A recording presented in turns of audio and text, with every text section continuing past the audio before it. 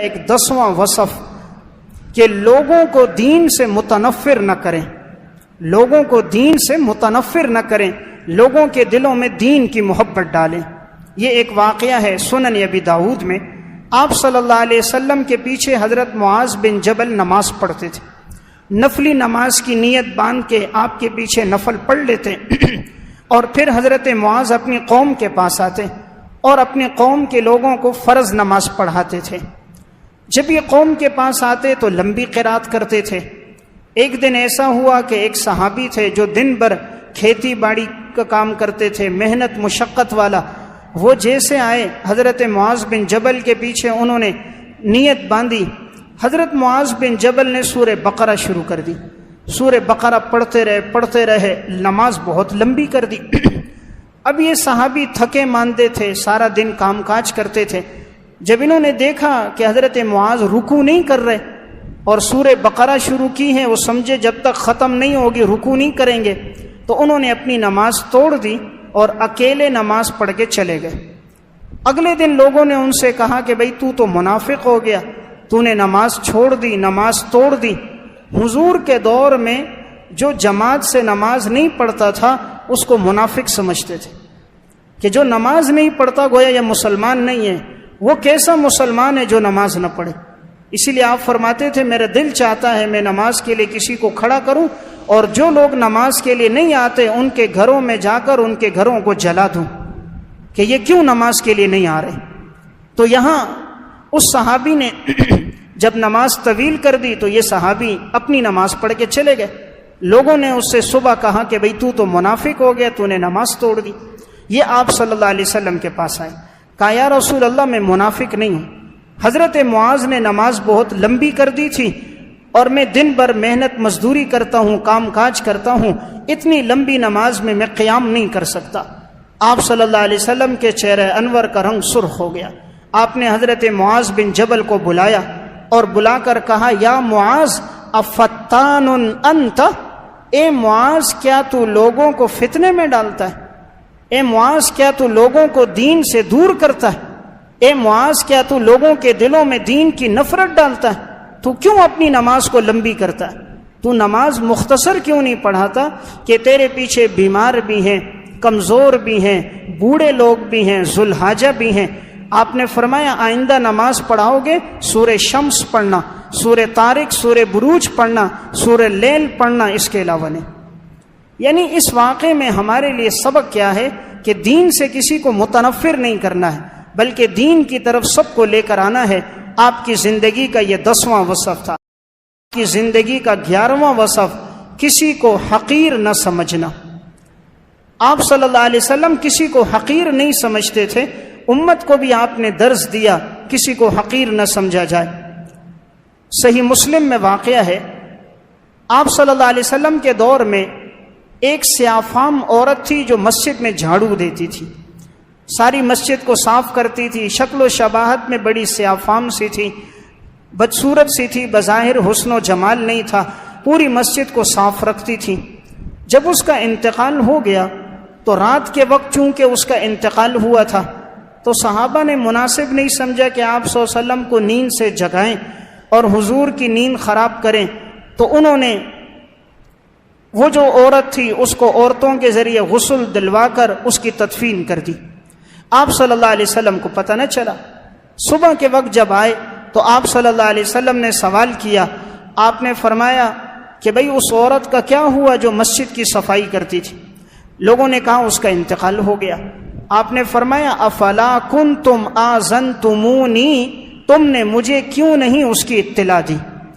صحابہ نے گویا معاملے کو حقیر سمجھا تھا کہ ایک جھاڑو دینے والی عورت کی خاطر ہم حضور کو جگائیں۔ کہا یا رسول اللہ ہم نے مناسب نہیں سمجھا ایک اس عورت کی خاطر آپ کی نیند خراب کریں۔ آپ صلی اللہ علیہ وسلم نے فرمایا دلونی علی قبرہ، مجھے بتاؤ اس کی قبر کون سی ہے۔ آپ صلی اللہ علیہ وسلم کو اس کی قبر بتائی گئی، آپ صلی اللہ علیہ وسلم اس کی قبر پر گئے اور جا کر آپ نے نماز جنازہ پڑھی اور آپ نے فرمایا کہ جب تک میں کسی کی نماز جنازہ نہیں پڑھتا تو قبر والوں پر اندھیرا ہوتا ہے، میری نماز جنازہ پڑھنے کی وجہ سے اللہ قبر میں روشنی کر دیتا ہے۔ اللہ قبر والے کے لیے آسانی کا معاملہ کرتا ہے، تخفیف کا معاملہ کرتا ہے، تو دیکھیں اس واقعے میں سبق کیا ہے۔ حضور کسی کو حقیر نہیں سمجھتے تھے، ورنہ جھاڑو دینے والی عورت ہو، آخر اس کی قبر پر جا کر نماز جنازہ پڑھنے کی بھلا کیا ضرورت تھی؟ آپ کی سیرت میں اور ایسے واقعات نہیں ملتے کہ آپ کسی کی قبر پر گئے ہو، نماز جنازہ پڑھا ہو، الا ماشاء اللہ، لیکن یہاں آپ نے اس عورت کی خاطر نماز پڑھی ہے۔ اس سے معلوم ہوا جو بھی دین کے جس شعبے میں لگا ہوا ہو اس کو حقیر نہیں سمجھنا چاہیے، ہو سکتا ہے اللہ کے ہاں اس کا مقام بہت بلند و بالا ہو۔ ان میں نمبر 12واں عنوان یہ ہے کہ انسانی زندگی میں توازن اور اعتدال ہو۔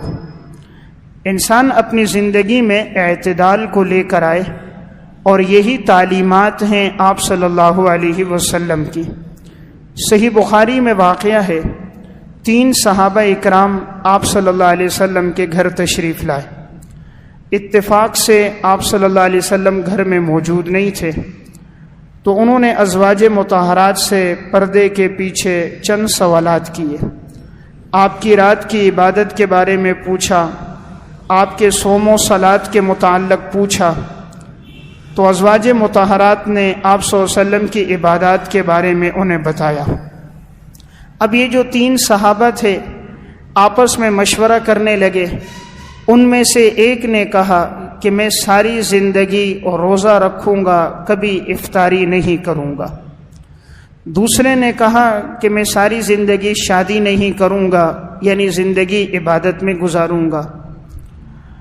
اور تیسرے شخص نے یہ کہا کہ میں اپنی ساری زندگی ساری رات عبادت میں گزاروں گا اور کبھی میں رات کو سوؤں گا نہیں۔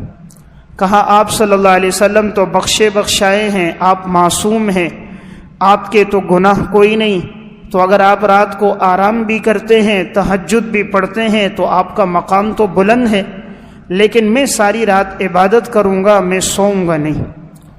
ان تینوں صحابہ نے یہ بات کہی اور یہ چلے گئے۔ آپ صلی اللہ علیہ وسلم جب گھر تشریف لائے اور آپ کو پتہ چلا ان 3 صحابہ اکرام نے یہ بات بیان کی ہے، تو آپ فوراً تشریف لائے اور آپ نے اس موقع پر ایک جملہ ارشاد فرمایا۔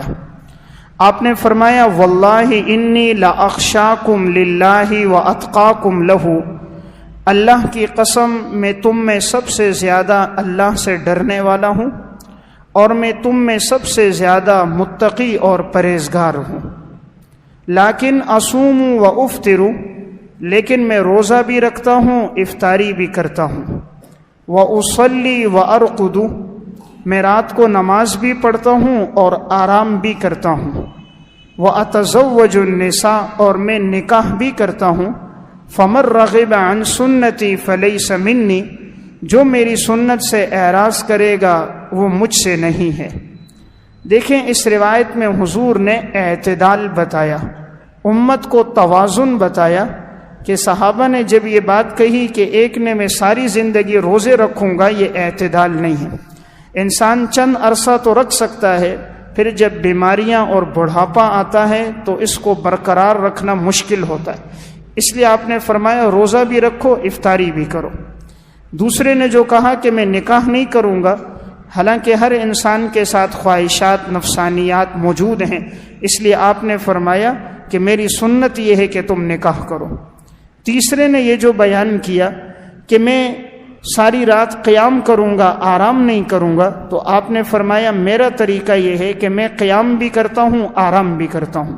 تو گویا 12واں اصول ہمارے سامنے یہ آیا کہ انسان اپنی زندگی میں اعتدال اور توازن کو لے کر آئے۔